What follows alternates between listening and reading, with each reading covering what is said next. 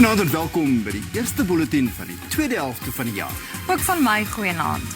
Daar is nog geen goeie nuus uit Eskom geleedere nie, terwyl brandstofpryse ook 'n slagting in die vervoerbedryf veroorsaak. Maar die Springbok rugbyspan hoop om môre 'n ligstraaltjie te bied tydens die eerste toetswedstryd teen Wallis in Pretoria vir die beurtkragfoos Suid-Afrikaners en veral vir die 52.000 toeskouers in die Lofte Stadion.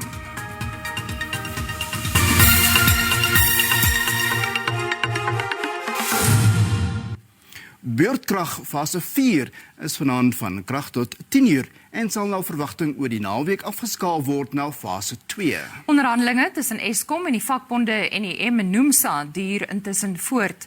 Stakende werknemers moet nou besluit oor die kragvoorsiener se jongste salarisaanbod. The two burning issues that must be resolved in this round of wage talks is firstly the across-the-board wage increase that members are making. That's the first thing. The second thing that must be addressed in the proposal is this issue of the conditions of service. On the offer that Eskom has presented, there are 5 items. In principle, there are two areas that we think that we are moving along, and there are 3 areas that Eskom is taking a caucus so that they can respond us. Tydens 'n media-konferensie oor die stand van sake by die kragvoorsiener, het Eskom se bestuurshoof bevestig dat hy president Cyril Ramaphosa oor die kwessie van beurtkrag gespreek het. Hy het egter weinig besonderhede verskaf. I was involved in a meeting, 2 meetings as a matter of fact, with the president in the company of Minister Pravin Gordhan. We fully briefed the president on the situation. He is seized with the matter. We discussed a number of potential options. I'm not at liberty to disclose the nature or the content of these discussions. Daar is ook diegene wat meen dis tyd dat die ruiter die leiersels na 2,5 jaar in die pos aan iemand anders moet oorhandig. Energiekenners het hulle mening hieroor met RSG se nuus aktualiteitsprogram Monitor gedeel. Die Eskom wat Andrei geërf het, was 'n gebroke Eskom. Ons kan hom nie vergelyk met sy voorgangers nie. Hy het nie die reddingsboeie wat een na die ander net na sy kant toe gegooi word, soos in die verlede gebeur het nie. En tweedens moet ons weet, daar's diep gewortelde staatskaping wat plaasgevind het binne hierdie Eskom. So daar's klomp persone daar buite wat glad nie gelukkig is met dit wat Andrei de Ruyter doen nie. As jy kyk na die ontbondeling, dit is 'n reuse taak en hy het redelik goed gevorder daarmee. En dan ook die manier waarop hy die boodskap van Eskom verander het van ons gaan die stelsel reg kry na ons moet ekstra krag van ergens anders afkry. As jy mens na Eskom se finansiële state gaan kyk van laas jaar en jy vergelyk met die jaar voor dit, is daar definitief vordering. Eskom begin al hoe nader kom in 'n plek waar hulle eie inkomste ten minste hulle eie uitgawes dek, waar dit vir 'n baie lang periode nie so was nie. Klein sake ondernemings se voortbestaan word bedreig deur beurtkrag en kragonderbrekings. Onluikende bakker in Mojati's Kloof in Limpopo verloor hoop dat sy haar onderneming aan die lewe kan hou. Die 35-jarige Tumelo Mutau sê haar onderneming wat gehelp het om haar gesin te onderhou, stort ineen. Voortdurende kragonderbrekings benadeel die gehalte van haar gebak. Mutau moet noodgedwonge laer gehalte produkte teen 'n afslag verkoop of weggooi. It's very hard. Very hard because now I cannot supply to my customers. Very hard. I don't make profit anymore. I don't. Like every time I used to I'm throwing flour. Every time I'm throwing flour because of load shedding. And we have load shedding and road reduction. Come on, like reduction and load shedding at the same time. Mutau sê haar toekoms is onseker. You know when you do business, you want to grow. But then now I don't see me growing. I see me like I'm downgrading every day. Is a downgrade every day. Mutau het vroeër ook vetkoek verkoop, maar het dit laat vaar weens die hoë koste van kookolie.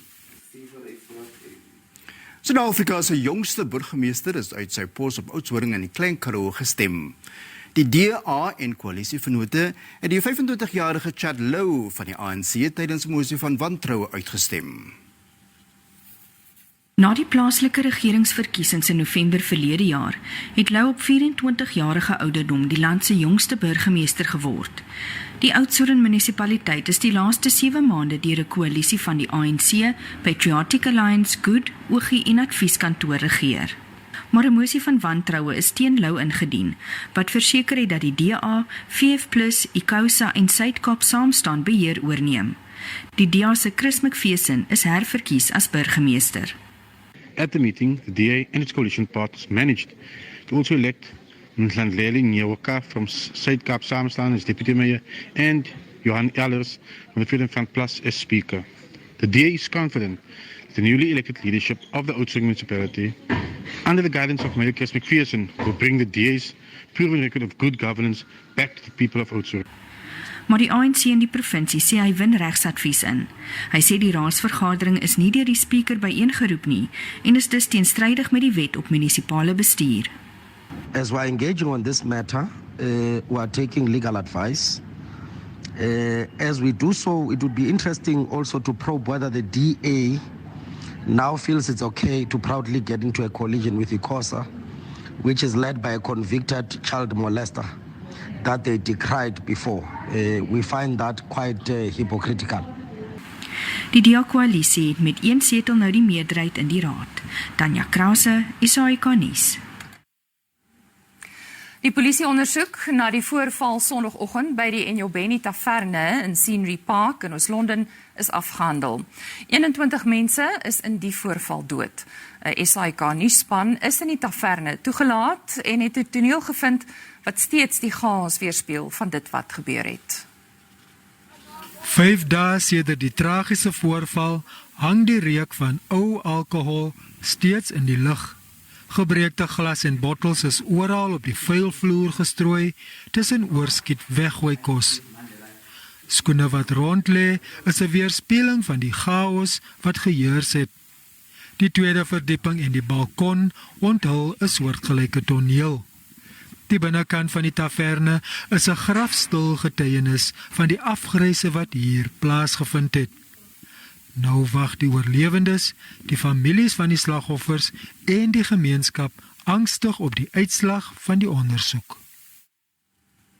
Die Suid-Gautengse Hooggeregshof in Johannesburg het 'n vorige hofbeslissing bekragtig en dat president Cyril Ramaphosa se e-pos en telefoniese kommunikasie aan politici om aksie te neem tydens die Marikana tragedie op 16 Augustus 2012 nie aanhitsing tot geweld of onregmatige optrede was nie. Regter van Oosten het die 26 bladsy lange uitspraak elektronies vrygestel.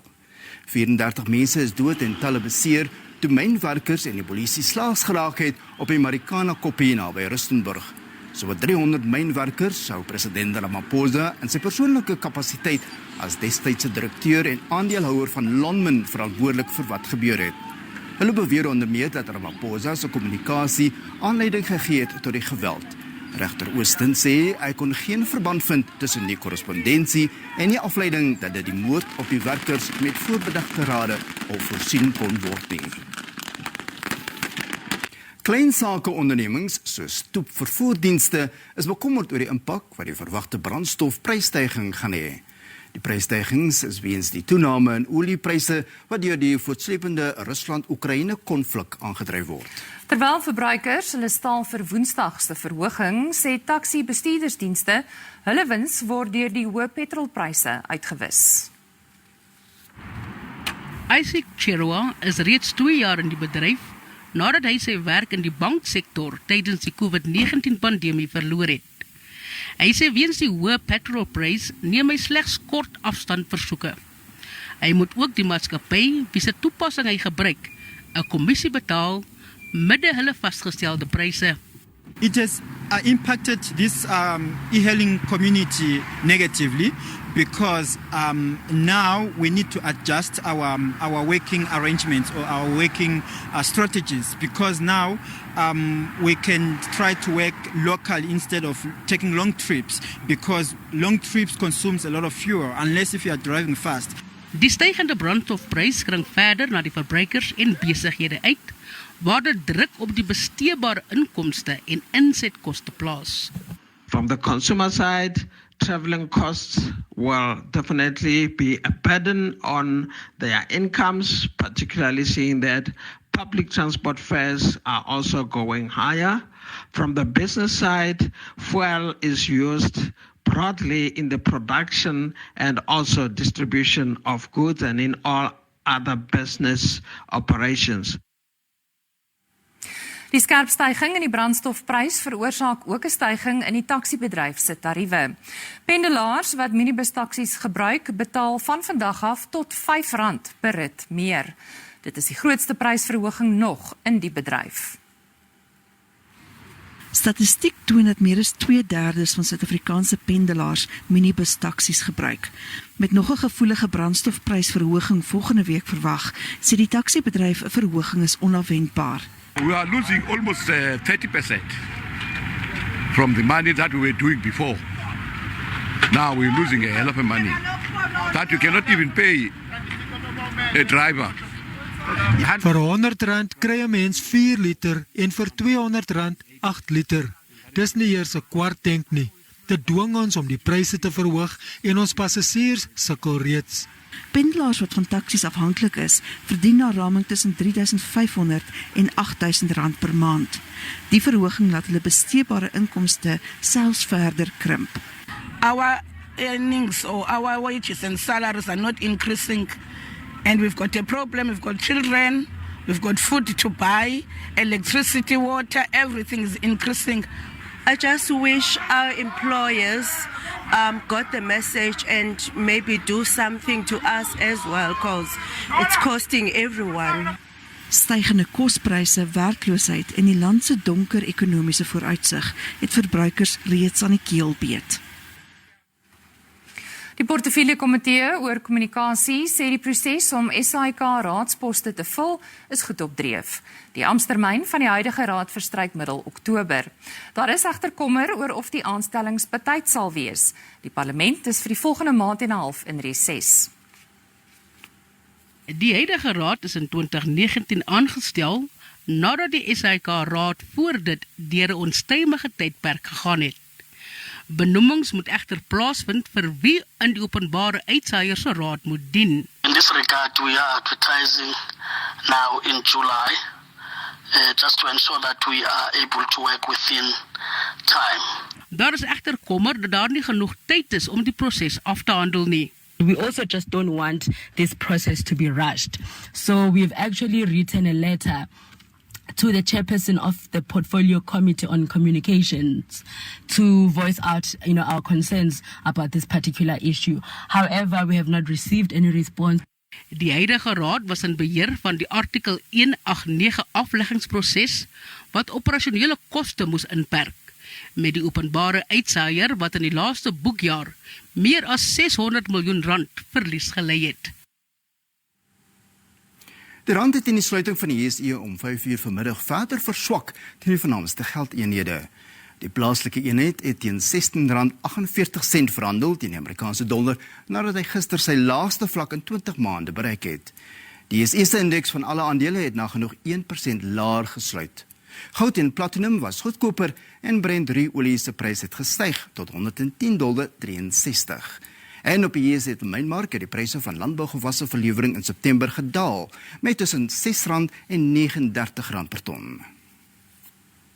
Die Springbok rugbyspan wil in môre sy eerste toetswedstryd teen Wallis in Pretoria 'n ligstraal wees in beurtkrag voor Suid-Afrikaners se sombere gemoedstoestand, al is dit net tydelik. Die wêreldkampioen speel vir die eerste keer in 3 jaar voor sy eie ondersteuners nadat die COVID-19 beperkings opgehef is. En dit vind boonop voor 'n Loftus versveldskare van 52.000 plaas. Dis ook die begin van die Bokke se voorbereidings vir die Wêreldbeker toernooi volgende jaar in Frankryk. Nadat die nasionale ramptoestand opgehef is, het beurtkrag die nuwe nagmerrie geword. Die Bokke is vasbeslote om weer eens 'n glimlag op Suid-Afrikaners se gesigte te bring. When the Springboks play in the weekend, it feels like when I was at school, it just feels like everything is okay for that moment. People are excited to go to work. It doesn't take away your problems, but it makes you feel okay. people, it makes people smile, and it gives you something positive to talk about when the Springbok do well, and that what is always done, and we think of that every single time we put on the jersey. With some guys, we say it's just a rugby game. It's not for us. It goes far deeper than that. Die bokkaptein sê sy span is slaggereed vir die Wallisers se fisiese aanslag. Knowing the players that I've played against in the field and I've felt how it feels like to play against Wales, they're not gonna be thinking, of giving up of any time soon, and what bigger way to get out of a hole than playing against, the number one team in the world, and we know that because we've been there. And if we, like our coaches have reminded us, just think of how you felt and what you would do on the field when you get on the field and you play against the number one team in the world, where you're seventh, where everybody says you can't get out of it. So we've done our homework and we know what they're going to bring. Twee spelers kan hul debuut maak terwyl Elton Jantjies op losskakel ingespan word. Die kragmeting skop môre middag net na 5 af. Die Brandstof-prysstyging is die nuwe borg van die Suid-Afrikaanse Nasionale eerste liga. Die tweede vlak van Suid-Afrikaanse beroepssokker sal nou bekend staan as die Brandstof-prysstyging kampioenskap. Die vorige borg van die eerste liga, Glad Africa, het weke voor die begin van die nuwe seisoen aangekondig dat hy weens finansiële beperkings nie as titelborg kan voortgaan nie. Die Brandstof-prysstyging gaan vir die volgende 5 jaar betrokke wees. Die prysgeld vir die wenners sal van 'n skamele R300.000 tot R3 miljoen verhoog word.